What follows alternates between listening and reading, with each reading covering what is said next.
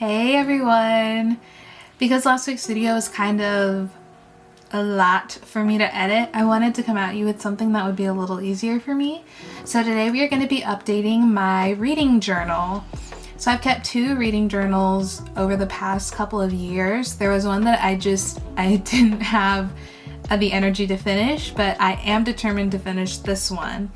And over the past few months I've just gotten a little behind with it, so today we're going to be playing a game of catch up.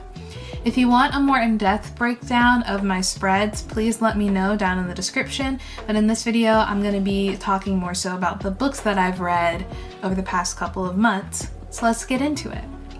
So the first book that we have on the docket is My Lady Jane, written by Cynthia Hand, Brody Ashton, and Jody Meadows.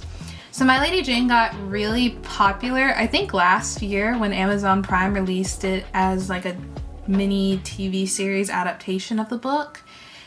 And then, despite its popularity and the complaints of many a person on the internet, they proceeded to cancel the show, leaving it unfinished with only one season. So knowing that, I decided, I might as well read the book since the TV show ain't gonna give me an ending. Let me just read it and then I can watch a show if I want to. And I was actually surprisingly delighted. It was a nice little young adult read that was really funny and enjoyable while still carrying on this very meaningful and sweet love story between multiple of the characters. I will say I am a really big fan of the POV changes that happen inside the book. So when you read it, it's going to go between Jane's POV, Gifford's POV, and Edward's POV. And I think that's why there are three different authors. I think it works really well, and even though there are three different people working on it, the book still felt consistent throughout. There was never a point where I was like, the style doesn't work. It all felt pretty consistent overall. I also really enjoyed how sweet the relationship was between Jane and Gifford. All of their struggles and conflicts felt realistic, but so did their resolutions. It never felt like they just made up for the sake of we've got to move plot along or story along. They just work really well. And it was also really sweet getting to see them fall in love. I also loved the other characters a lot. Edward was a favorite of mine throughout the book, and his relationship with the girl whose name I also don't have written down, but I'll put it on the screen because I'm not getting my book. It's too far away. Too far. But that was a big highlight for me in the book. Overall, it was very good. I think I ended up giving it 4.5 stars. So really, really good overall. However, if you watch the show first, I wouldn't necessarily recommend the book. Follow me for a second. The book and the TV show are very different age rating wise. The book is definitely meant for a younger audience. Not that you can't enjoy it if you're older, I was 17 when I read it, but a lot of the mature subject matter that is in the show is not in the books whatsoever at all, because the book, again, was meant for a younger audience. I think Scholastic published it. When I watched the show, I was surprised that it had been taken from the book source material, because tonally and just age rating wise, they felt so different. And I honestly think that's why the show fell on some issues. Number one, because the audience it was originally intended for couldn't really watch the show, and that drastic change kind of ruined its chances, I think, for people to get into it.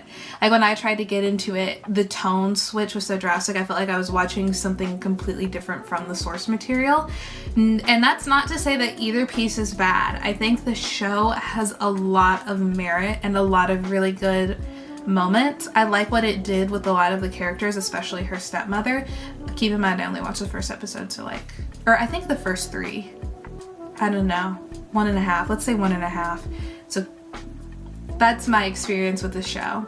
But I don't think that either are bad. I just think they're very different, and that's something to keep in mind before getting into them. You may not necessarily be a fan of both if you really liked one or the other.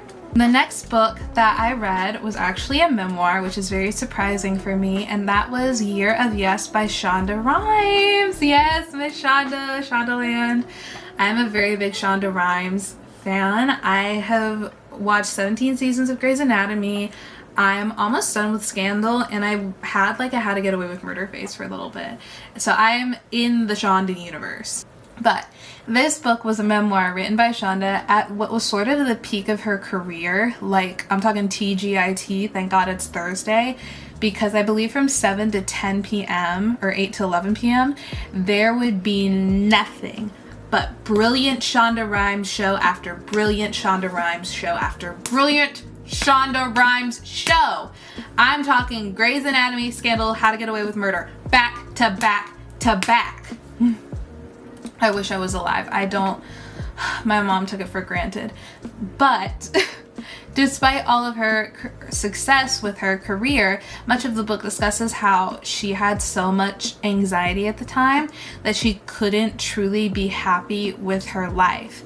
And so this book kind of discusses how she undertook this challenge of saying yes to everything that for a year to try and improve her life. So we're talking about career moves. She gets asked to speak several times, once at a women's event and then once at a college. She takes on a major weight loss challenge because she talks about how she was like, her weight was interfering with her health, and she had to come at this crossroads where she was like, I either am gonna lose it or I need to keep putting it on and just deal with it. Like, I need to figure this out for me. And spoiler alert, it worked. At the end of the year, she seems to be having a much better time than where she started from. And just how she wrote the story was so great to read. It was a very inspiring memoir that was at the same time extremely relatable. Even though she didn't write it for an 18-year-old, I still felt like I could relate to her. And I think that's sort of the beauty of her writing. She can just reach so many audiences. And also, I'm giving this book so much praise, and this is coming from someone who doesn't like nonfiction, but I love this book. The next book I read was Great Expectations by Charles Dickens. I gave it a 4-star. So while I did buy this book of my own accord, I ended up actually having to read it for a project at school. So I just blame that on like, I'm psychic, I guess. I don't know. Oh my goodness. But this book was really good. Well, I didn't expect the plot to be what it was. It was still like a very, very good book. I definitely think that the highlight of this book is the characters that Dickens creates and explores throughout the novel, not so much the plot of the book. I think it's a good plot and it has something to say. I get that it's a social commentary, but honestly, I think there was some room for editing because, and this is a spoiler alert, there's a boat scene that's gonna happen later on in the story with this prisoner, and it was so hard to read. Like, I couldn't understand what was happening, where we were half the time. I got confused. And there are a couple other scenes like that that I think could have been tweaked or cut, but that's just me, that's just my opinion. But I also often found that the chapters that I liked the most were the ones that were like solely character focused, that had minimal action, because I believe that characterization is Dickens' strong suit, at least in this book. I can't speak for the rest of his work, but in this book, it's where he shines.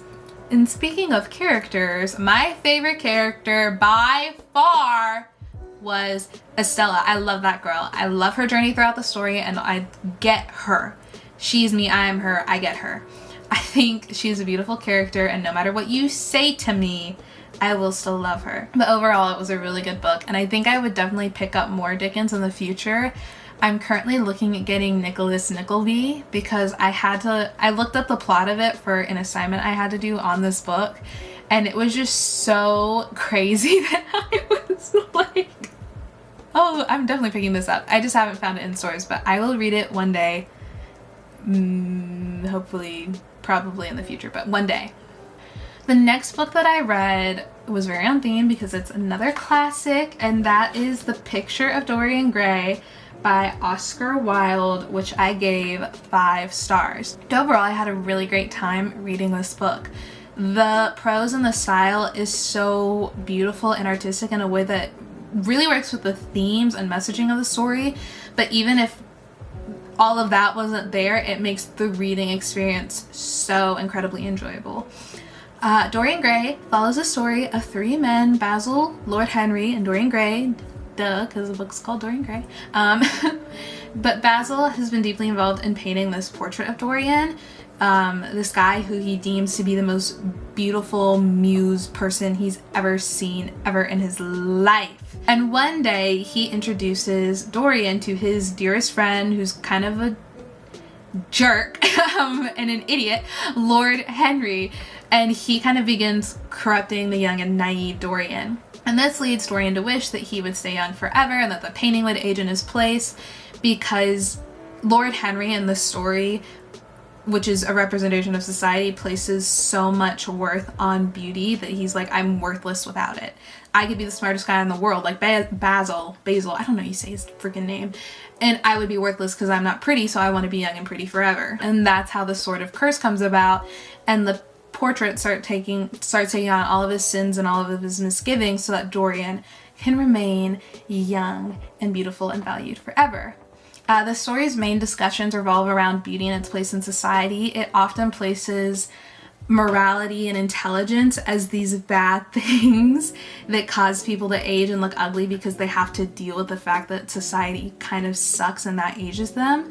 Like Basil, Lord Henry remarks that like Basil's not really beautiful and he never can be beautiful because he knows too much about society and is too much of a moral being, whereas Dorian, who lacks all of the intelligence and morality to ever be a truly good person, is beautiful, and that's more important than any of the attributes that Basil has. And it almost makes Basil's intelligence turn into a bad thing when, spoiler alert, he gets punished by Dorian, who's lost his morality while chasing beauty. So it's kind of saying that beauty will win, at least for a time, because some stuff happens at the end of the book. And yeah, anyway, I won't spoil it too much for you, but if you know, you know. Overall though, it's a beautiful and like creepy and interesting story that I would recommend to anyone, especially because it's such a short read. It's only about, the copy I have I think is only 200, maybe 300 pages, but I don't even think it's 300 pages.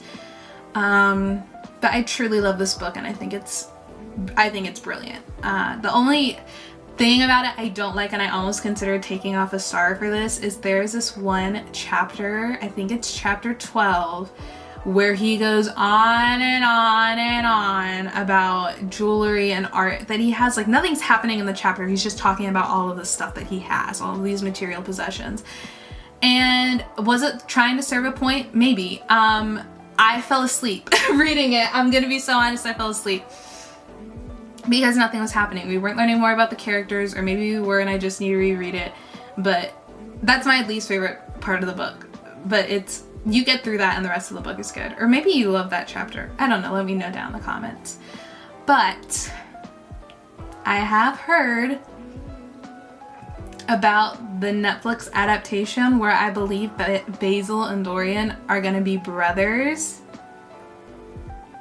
which doesn't work for many reasons. Mainly the backstory that Dorian has about how he acts and how he kind of moves in society, the grounding for him being manipulated by Lord Henry makes sense because of the family he grew up with and how he was treated in his youth. For him and Basil to have come from the same family, if that's where they're going with that, makes no sense, because then Basil would turn out exactly the same as Dorian and then we wouldn't have this book. We wouldn't have the big plot twist. This story would not exist, okay? Like, it would just change how both of them act. The second issue that I take with it is that I thought all three of these men were gay and in love with each other. Those were the vibes I got the whole time. I thought they were all gay and in love with each other. That's just me. And that's also kind of confirmed even with the amount of editing that Wilde had to do to this book when it was re-released. Basil was in love with Dorian and you can't change my mind. That's just how I feel. Like, I truly don't think the story will work if it's coming through a lens of brotherly love. I truly think he was absolutely in love, foaming at the mouth for Dorian. So was Lord Henry in sort of a sense. I also think Dorian was in love with Lord Henry. I can talk about that more in another video. Please don't get me started, but I just don't think the story will work. But that's just a film theory, so who knows. Moving on. The next book that I read and finished was Wild Love by the one and only Miss Elsie Silver, and I rated this 4 stars. So the story behind me picking up this book, I saw that it was pink and I asked no more questions and I picked it up and left the store with it. I didn't think anything much further beyond, oh my god, this book is pink, it must be mine. However, it was actually a really enjoyable read. So the story follows childhood friends Rosie Graham and Ford Grant. Rosie just got fired from her job. Hi, I'm just popping in here to say that they're like trigger warning for SA. That is why Rosie gets fired from her job, because she has a very negative experience with her boss revolving around the trigger warning I just gave. That she will take up with HR, but before that can happen, HR will fire her because he has power in the company. So it is like written on the page in a chapter, so I would be wary for that. And it is brought up again, more so just her talking about her experience and how it made her feel. But it will be brought up again throughout the story. So I would just keep that in mind before you pick up the book. If you think that's going to be triggering to you, or you just don't want to read that, then that does take place in the book. I just wanted to let you know. That's all. And is in this sort of stale, flat relationship with her current boyfriend that she knows needs to end, but she just doesn't know how to end it because he's been like a constant in her life for so long. And she ends up feeling like very lost and unhappy with her life, so she travels back to her hometown of Rose Hill to live with her brother and kind of figure out what direction she wants to take her life. Meanwhile, Ford Grant, billionaire, playboy philanthropist, that's what I meant to say. No, but he's a billionaire musician guy, like a white Canadian Jay-Z, if you will. I mean, basically. Anyway, moving on. Ford Grant is in Rose Hill trying to set up his new isolated recording studio while finding out he has a child because he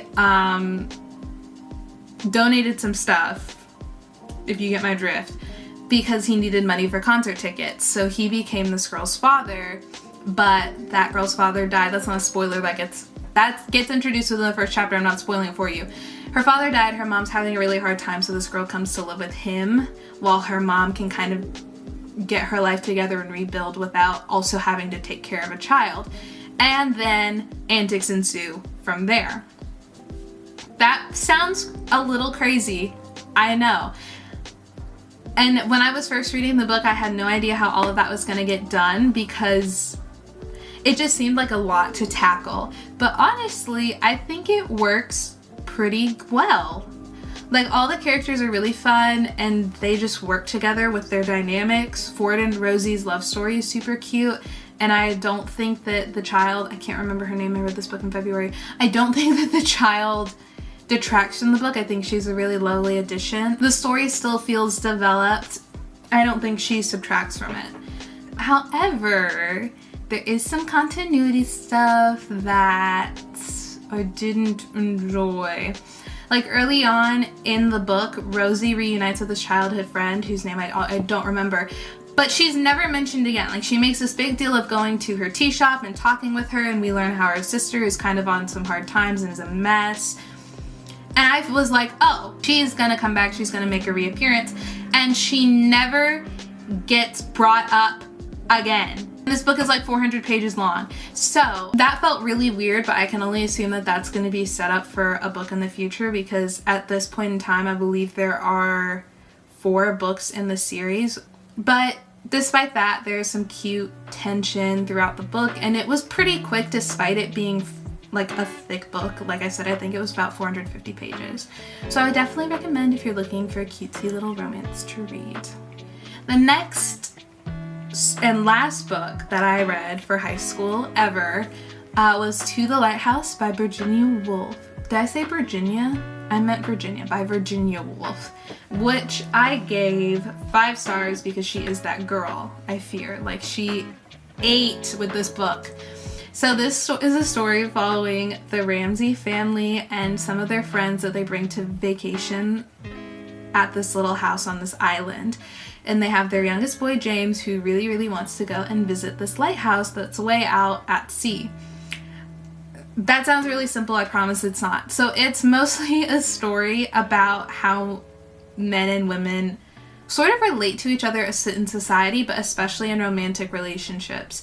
So a large part of the first section of the book, The Window, is looking at the relationship between Mr. and Mrs. Ramsey and how their marriage is really tense and very unhappy, and how this sort of breakdown of communication and the societal expectations placed on men and women have in many ways destroyed what maybe once was this really romantic relationship and have made both of them ultimately really unhappy. Now, Mr. Ramsey sucks as a human being. I hate that man. If I saw him in real life, I'd punch him in the face. But I think it's unfair to say that Mrs. Ramsey is completely blameless, although I think a lot of her actions and her sort of hesitance and drawback comes from the fact that Mr. Ramsey drains the life out of her. But either way, both of their needs are not being met, and it's really unhappy. I don't want to just say that Mrs. Ramsey's the only one suffering, because I don't think that's fair, but I think most of it is Mr. Ramsey's fault, and you cannot change my line. But that's a dynamic he carries throughout the book. He drains life from women and the people he is around who aren't men, foaming at the mouth to meet him because he once wrote a book that was relevant. But the other focus of the story is Lily Briscoe as she navigates her place in society as an unmarried woman who doesn't want to get married, doesn't want to have kids, and doesn't have this sort of big grandiose purpose. She just wants to paint and be happy. It's a beautiful, beautiful, beautiful, beautiful, beautiful, insightful, and heartbreaking story all at once. And I'm being dead serious about the heartbreaking part. I almost went into a depressive episode reading the end of The Window. But if you like stream of consciousness, if you like books that have that sort of social commentary aspect going on, I think this book would be amazing for you to pick up. I love it so much. I would definitely recommend it. And the last book I will be covering in this video is Looking for Alaska by John Green. Please tell me that is his name. Yes, John Green. Okay, I was worried I got the wrong Green brother. This follows the story of a boy named Pudge. I don't remember what his real name was, but he's called Pudge. We're gonna call him Pudge, who is bored and lonely and just kind of has a really bland life in Florida, where he's from. So his parents sent him to Culver Creek Academy in Alabama, because that's where his father went to school when he grew up, so he can have a new experience and make some friends and just kind of break out of this shell that he's in. It's at Culver Creek that he meets Takumi, the colonel, and a girl named Alaska that he will fall hopelessly in love with, and kind of finally learn what life is about. What is his purpose? He breaks out of his shell, he has these new experiences, and he finally feels like he has a home and a family, and figures out the meaning of the great perhaps. That's gonna come up in the book. I promise it's not me being stupid. That comes up in the book. This sounds very majestic, which I think is fitting for this book because it's very good. It's a good book. This is another story that, and you'll kind of notice this is a theme, with very, very interesting characters and character dynamics. Everyone from Alaska to the weekday warriors feels alive in a really cool way that I didn't expect. They all feel like real full-fledged teenagers, even though, especially Alaska, we get glimpses here and there of her character and who she is. They all feel just real, which I think is very special and very good writing on John Green's part.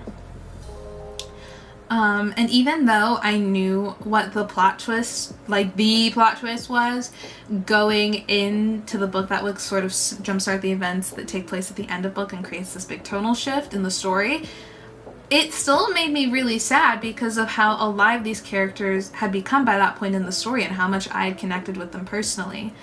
And as far as realism, I feel like they all are very realistic depictions of some very troubled teens. And although Alaska has a tendency to lean a little manic pixie dream girl, I think that's because we're kind of having a Virgin Suicides effect where we are only getting to know her through Pudge's eyes. So that limits what we know about her as a character, which is kind of the point, especially towards the end of the story. But even in those glimpses, she still feels alive and like dancing. Like she just, it's a good book. It's a good book. The characterization is so good. Overall, it's a very solid short read. It's only about 200 pages again, that I would recommend if you're looking for a funny yet heartbreaking coming of age story. I really would recommend anyone read this, especially if you're a teenager. I think it will hit harder because it hit really hard for me. So that's just my opinion. I think it's a really good book. You should go check it out. And that is it.